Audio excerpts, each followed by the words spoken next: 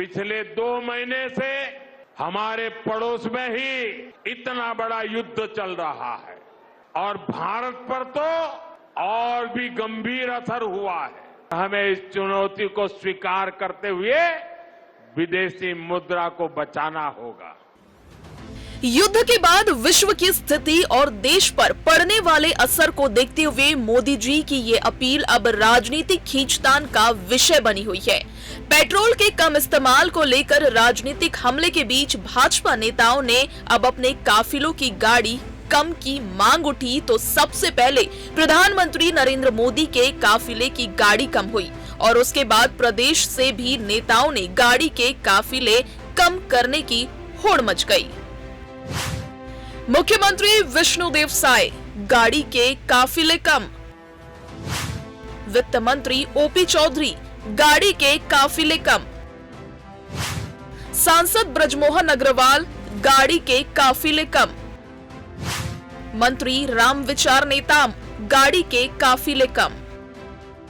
और इसी क्रम में कई मंत्रियों और सांसदों की ओर से गाड़ी के काफिले कम करने की खबरें आ रही है। हालांकि इस पहल से भाजपा जनता का दिल जीतने के साथ एक संदेश देने की कोशिश में डटी हुई है, तो कांग्रेस इस पूरी मुहिम को फेल करने के लिए हमले पर हमले किए जा रही है। कांग्रेस नेताओं ने पूरे मामले में प्रदेश स्तर पर हर जिले में प्रेस कॉन्फ्रेंस करने का फैसला लिया है।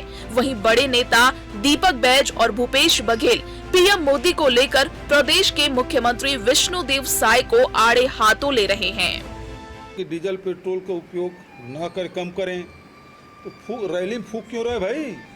ये श्रीमान जी तो कहते हैं उसको उल्टा करते हैं, मतलब दूसरों के लिए है। संकट आप पैदा किए। 73 दिन तक के आप कुछ नहीं बोले।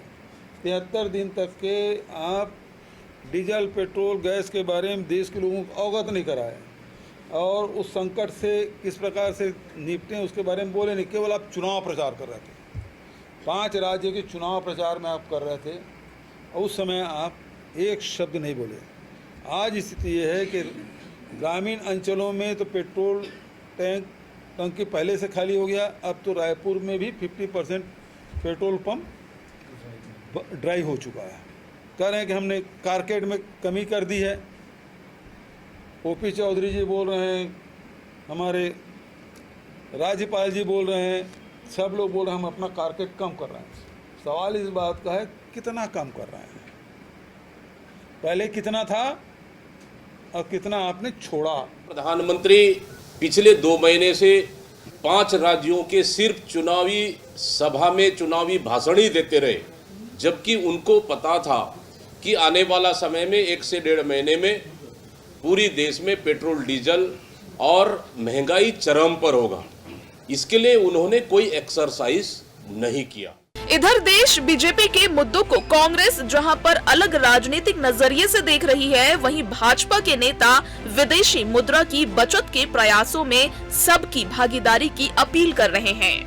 एशिया में जो वार की स्थिति है और उससे पूरा विश्व प्रभावित है और हमारा देश भारत भी प्रभावित है। देश के सभी प्रधानमंत्री जी ने देशवासियों से आह्वान किया है कि डीजल पेट्रोल की भी खपत कम करें और सोना वगैरह की खरीदी भी कम करें, विदेश यात्रा वगैरह भी कम करें। तो उसका पालन हमने भी किया है। हमने भी अपने कारकेड में कटौती की है। अब आने वाले समय में हम लोग ईवी पर विशेष जोर देंगे। इनको देश हित से, देश के विषयों से कोई लेना देना नहीं है। अनर्गल आरोप प्रत्यारोप की राजनीति बस करते रहना है। इसी कारण से आज चुनाव दर चुनाव, प्रदेश दर प्रदेश देश की जनता, प्रदेशों की जनता इन्हें नकार रही है और कांग्रेस एक डूबती नाव बन चुकी है। अपना जनाधार पूरी तरह से खो चुकी है और पूरे देश की जनता इस बात को समझ करके इनको इनकी वास्तविक स्थिति में लाती है। फिलहाल पीएम मोदी की अपील के बाद देश में एक अनदेखा डर का माहौल है और इस अनजाने डर के माहौल के बीच सियासत में एक स्थिति के लिए एक दूसरे को जिम्मेदार ठहराने की राजनीति जारी है। कांग्रेस पीएम मोदी की अपील को ही मुद्दा बना रही है तो बीजेपी के नेता अपील को खुद पर लागू कर जनता को संदेश देने में जुट गए हैं। Bureau report, TV 24।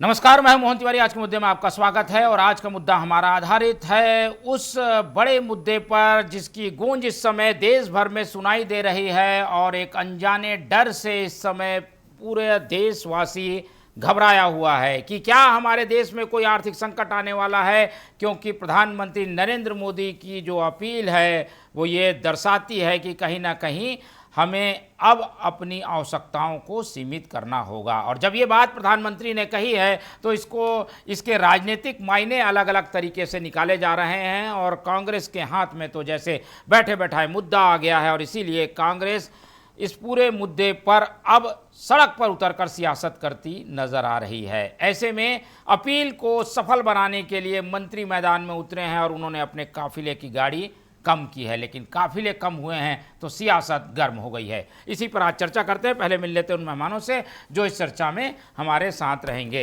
हम बहुत स्वागत करेंगे। हमारे साथ मौजूद हैं इस पूरे मामले का राजनीतिक विश्लेषण शेयर करने के लिए अनिल चौबे जी, बहुत स्वागत है आपका। आपका स्वागत करेंगे। वहीं कांग्रेस का पक्ष रखने के लिए हमारे साथ मौजूद हैं रवि गवलानी जी, बहुत स्वागत है आपका। और बीजेपी का पक्ष रखेंगे हमारे साथ मौजूद हैं डॉक्टर अनामिका सिंह जी, बहुत स्वागत है आपका। तो तीनों मेहमान हमारे साथ मौजूद हैं और जैसा कि हमने बताया कि प्रधानमंत्री ने अपने काफिले की गाड़ी कम की और उसके बाद असर अब जो है वो प्रदेश में भी दिखा, नगर पालिका में भी दिखा और नीचे स्तर पर भी दिखाई दे रहा है। लेकिन ऐसे में जो ये समय लग गया, यानी अपील के बाद का जो 1-2 दिन था, उसमें कांग्रेस ने जमकर निशाने साधे और उनकी प्रेस कॉन्फ्रेंस के सीधे निशाने में बीजेपी के नेता हैं। देर हुई, थोड़ी संदेश देने में पीछे रह गए बीजेपी, तो मुद्दा बन गया और इसीलिए अब ये पूरी चर्चा हो रही है। तो पहले ही कमेंट हम डॉक्टर अनामिका जी का ले लेते हैं और उनसे समझने की कोशिश करते हैं कि जिस दिन अपील हुई उसके बाद से लगातार सोशल मीडिया या मीडिया में इस तरीके की खबरें आई कि अब मोदी जी तो कह रहे हैं कि भाई ईंधन कम जलाओ, ये खपत कम करो, लेकिन ये असर बीजेपी के नेताओं पर नहीं हुआ। लेकिन अब धीरे धीरे असर हो रहा है, तो देर आए दुरुस्त आए माने। अनामिका जी नमस्कार सभी साथी पैनलिस्ट और आपके दर्शकों को मेरा नमस्कार। और मैं ये कहूँगी कि मोदी जी ने जो संदेश दिया, सिर्फ संदेश दिया ही नहीं, जैसे पहले के प्रधानमंत्री और पहले के जो राजनेता थे सिर्फ संदेश दिया करते थे, खुद पे अप्लाई नहीं करते थे। तो मोदी जी ने संदेश दिया, उसको अपने ऊपर अप्लाई किया और उसके बाद धीरे धीरे, चाहे मैं छत्तीसगढ़ की बात करूं जहां पे हमारे माननीय मुख्यमंत्री जी ने, हमारे वित्त मंत्री जी ने, बाकी मंत्रियों ने, सांसद महोदय ने अपने कारकेड में गाड़ियों की संख्या कम की और जो जनता को एक संदेश देने की कोशिश की कि हम जितना हो सके जो आयातित वस्तुएं हैं, जहां से हमारी विदेशी मुद्रा पे जो बहुत असर पड़ता है, जिसको लाने में लगभग 22 लाख करोड़ के आसपास की विदेशी मुद्रा का जो बर्डन पड़ता है, उस बर्डन को हम रोकें और उसको संचित करें, जो कि जो वैश्विक परिस्थितियां बनी हुई हैं उसको उसमें हमारी अर्थव्यवस्था एक स्टेबल अर्थव्यवस्था रह चुके, चाहे उसमें गोल्ड की खरीदी की कटौती की बात हो, चाहे खाद्य तेलों की बात हो, तो जो भी आयातित वस्तुएं हैं उसमें हमको कंट्रोल करने की जरूरत है। एक अनुशासन के लिए आग्रह किया गया है। अभी तक पुरानी सरकारों की तरह कोई तुगलकी फरमान जारी ना करके एक जनता से उनके सहयोग का आग्रह है और सिर्फ आग्रह नहीं है, पहले आगे चल के हम उस चीज के लिए अपने ऊपर उसको अप्लाई कर रहे हैं और उसके बाद हम जनता से ये कह रहे हैं कि आप भी आइए और सरकार के साथ कंधे से कंधा मिला के इस परिस्थिति से निपटने में सहयोग कीजिए। ठीक है, तो अपील लेकिन करने के बाद जो असर होना चाहिए जनता में बाद में हो, अपने नेताओं पे पहले होना चाहिए, वो थोड़ा लेट हुआ। इसकी क्या वजह मानती हैं आप? देखिए, घोषणाएं लेट हुई होंगी लेकिन असर तो पहले आना शुरू हो गया। अब हर चीज को पहले अपन अनाउंस करें, वो करें, वैसा तो भारतीय जनता पार्टी का कल्चर नहीं है। तो अनाउंसमेंट में भले ही देरी हो सकती है, अप्लाई करने में देरी कहीं नहीं हुई है। ठीक है, चलिए, अब देर आए दुरुस्त आए, लेकिन मूल उद्देश्य यही है कि जनता समझे कि ईंधन की बचत करनी है जिससे कि हमारी विदेशी मुद्रा बची रहेगी।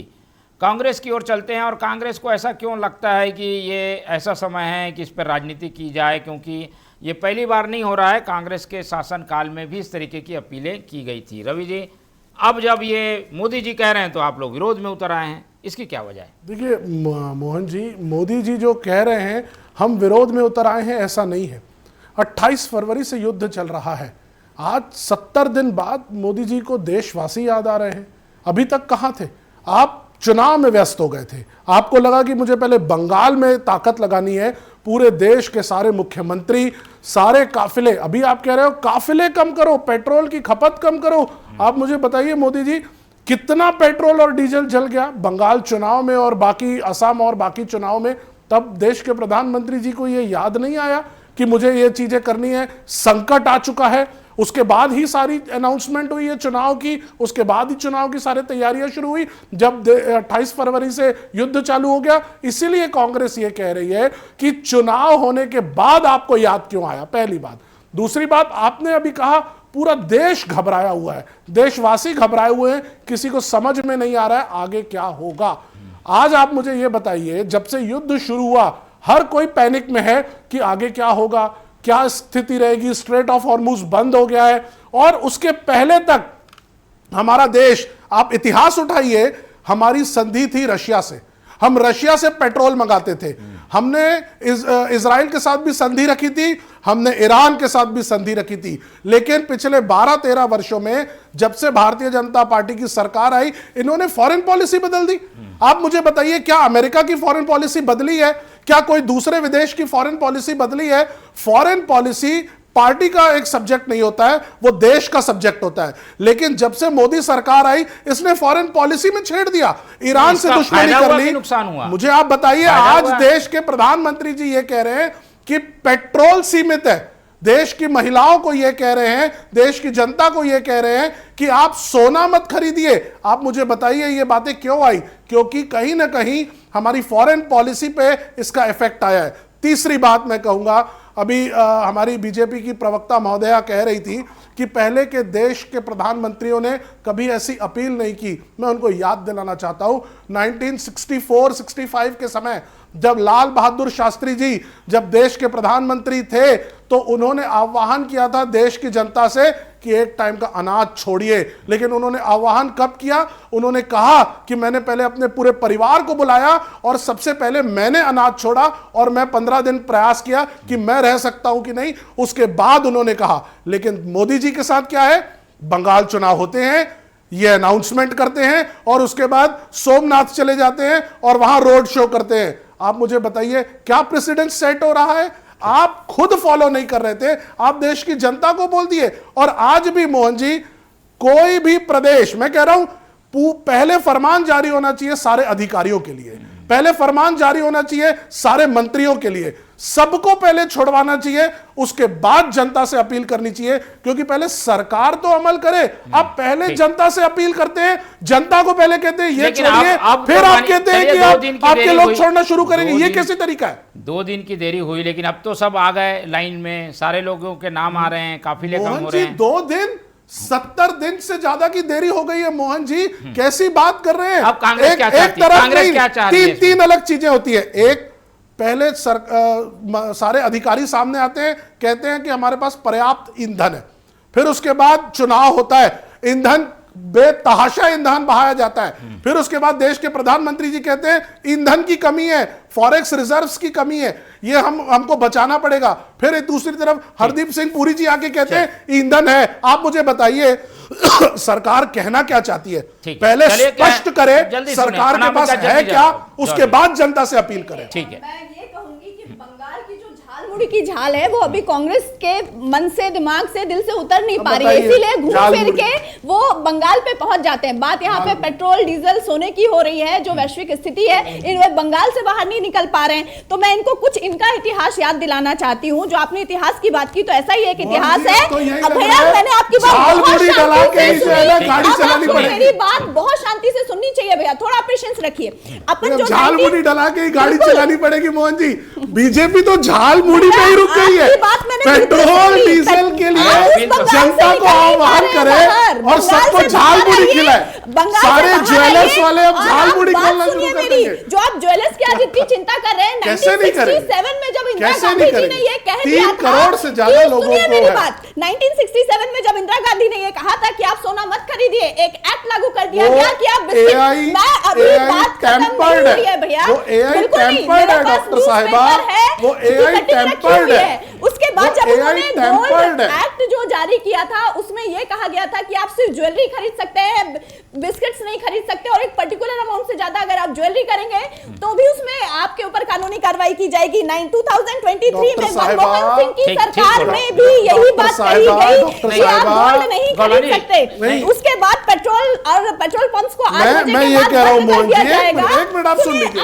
अनामिका जी एक मिनट आप सुनिए ना, आपने बोल लिया मैं सुना। गौलानी जी चलिए हम पहले अनामिका जी देश के प्रधानमंत्री जी चुनाव में रैलियां करते हैं, फिर उसके बाद की बात है ना भाई, और उसके बाद रोड शो करते हैं। आप बताइए ये क्या है, ये क्या है? चलिए दोनों परिस्थितियों को देख चुके हैं अनिल चौबे। लेकिन अभी तक भारत में किसी भी चीज के रेट्स नहीं बढ़े हैं। तो ये मोहन जी रेट्स नहीं बढ़े, मैं रेट पे बात करता हूँ।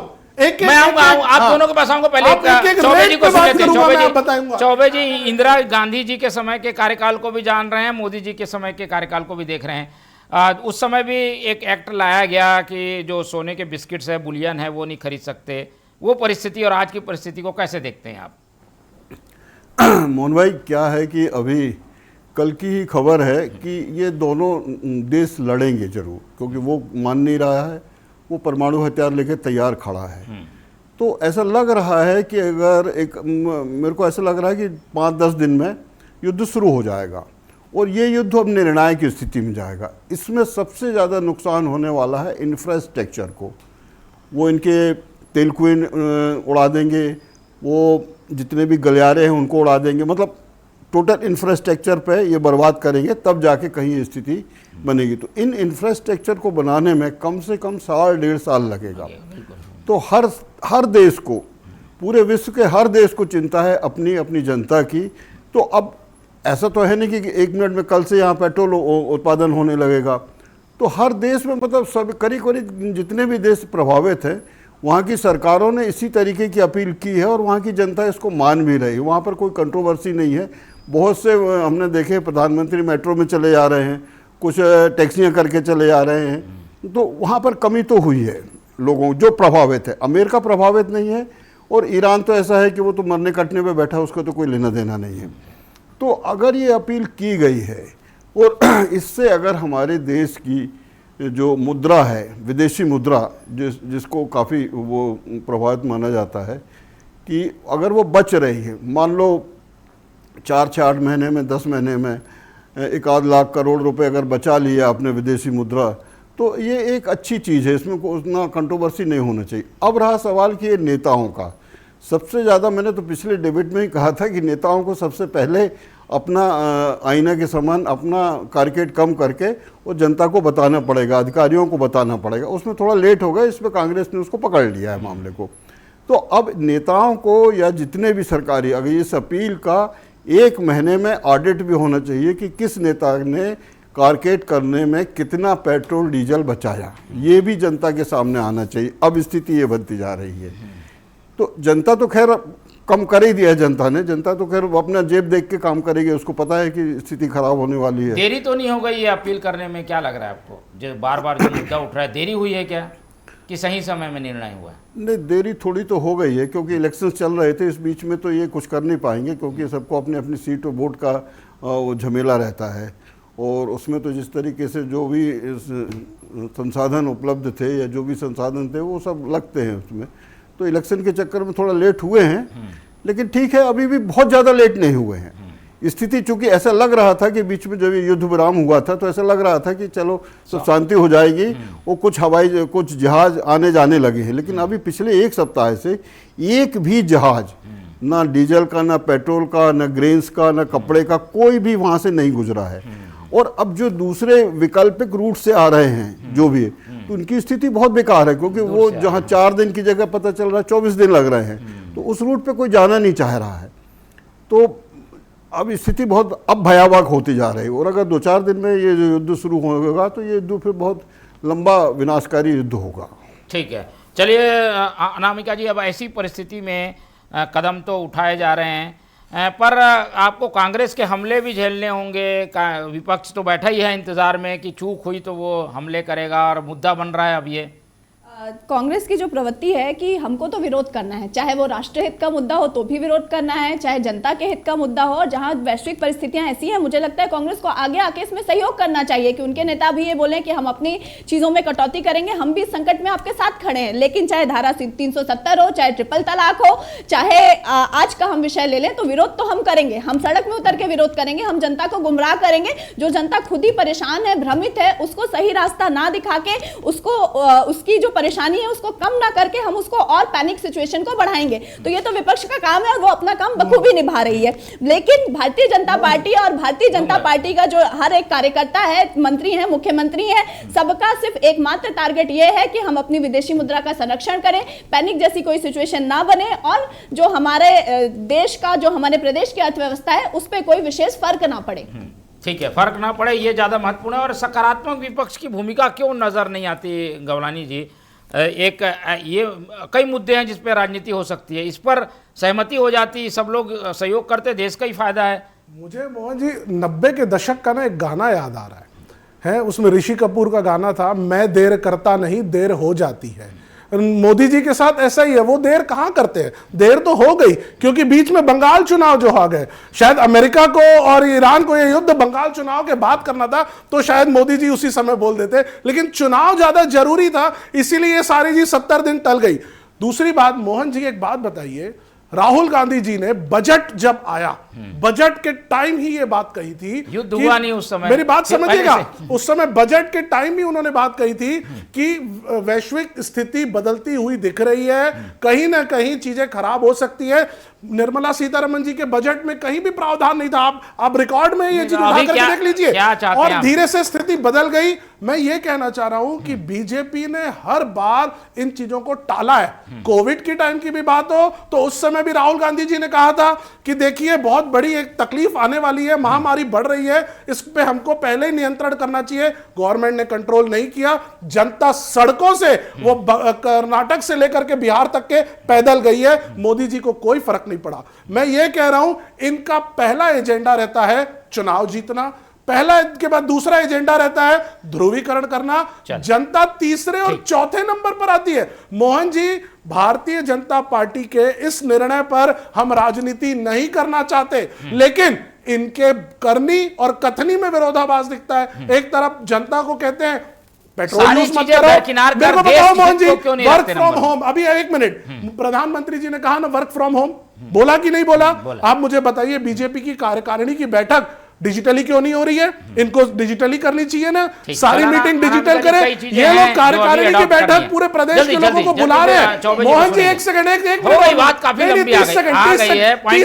30 सेकंड मोहन जी, मध्य प्रदेश में इनके कॉर्पोरेशन के अध्यक्ष 200 गाड़ियां लेकर के उज्जैन से आए हैं, आप बताइए उसको कंट्रोल नहीं करेंगे? वो चीज नहीं रोकनी चाहिए इनके लिए?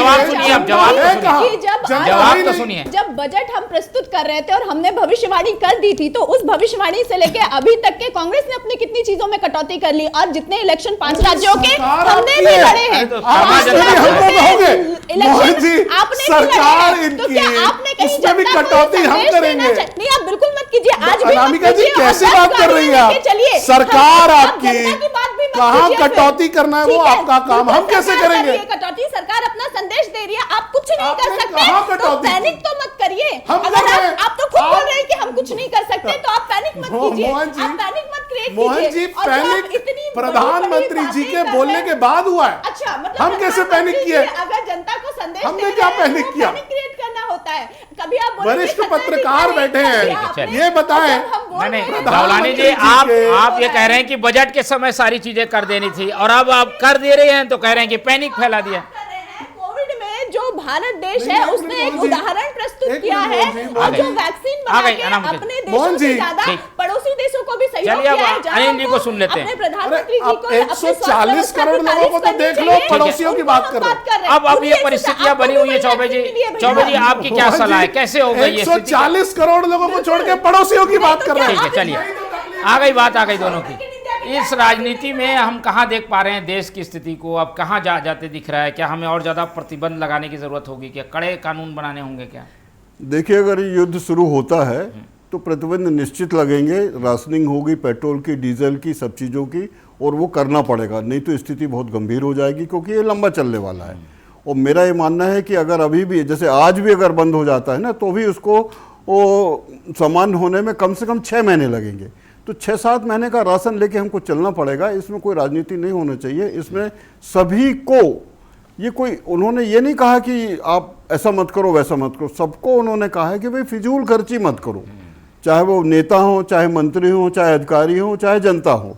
तो फिजूल खर्ची का जो लग्जरी का जो ताना बाना था उसको कम कर दीजिए, 1-8 साल के लिए कम कर दीजिए, सामान्य हो तो फिर कर लीजिएगा, यही तो उन्होंने कहा है। अब आपको सोना खरीदना है तो ठीक है, मंगलसूत्र से काम चला लीजिए, मत करिए आप पूरा उसमें, क्या दिक्कत है उसमें? शादी के लिए बाकी गहने जरूरी नहीं, मंगलसूत्र जरूरी, मंगलसूत्र खरीद लीजिए। कांग्रेस तो ये मुद्दे उठाते जाएगी, इसका क्या जवाब हो सकेगा फिर? किसका? ये जो राजनीति होगी, कांग्रेस नहीं, राजनीति नहीं करना चाहिए, नेशन का मामला है। फिर भी अब होगी, उसके बाद क्या होगा?